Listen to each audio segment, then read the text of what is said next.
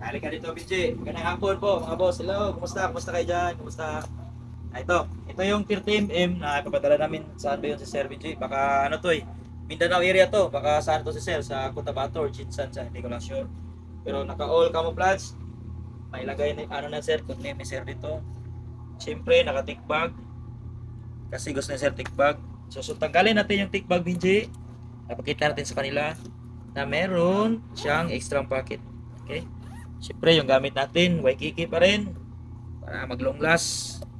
Sayang yung bayad. Okay? Teka. Okay? May tumawag. Saka na lang. Then, camouflage. Ito yung siding niya. May handle. Nakapalit handle tayo. Tapos ito yung back. Ito yung lagayan ng cellphone or towel natin or pick or pera. Nakapalit backstrap. Then, reflectorize para sa safety sa gabi. Tikita natin. Chest lock.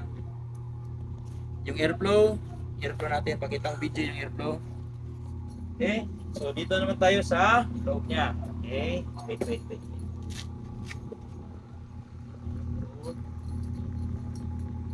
Ito yung loob niya.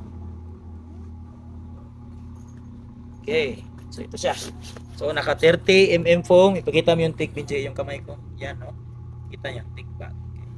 So naka 30mm foam siya. Okay, yan.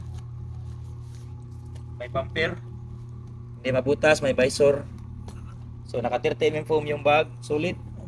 Okay, so close ko muna. Tapos pakita natin yung bottom video para makita nila kung gaano ka-quality yung trabaho. Yung bottom. Okay, yes. Right. So thank you, salamat sir sa tiwala sa shop. Then ito pala for shipping, ito lahat this week. Saka may halong unahan. Gusto niyo ng unahan ng guitar bag? Pwede rin dito ha. Free-diving bag. Pwede ito. Yung ibang quality checking for ano na, for turnover sa customer. Okay? So thank you. Daghang salamat sa tiwala. Rock and roll.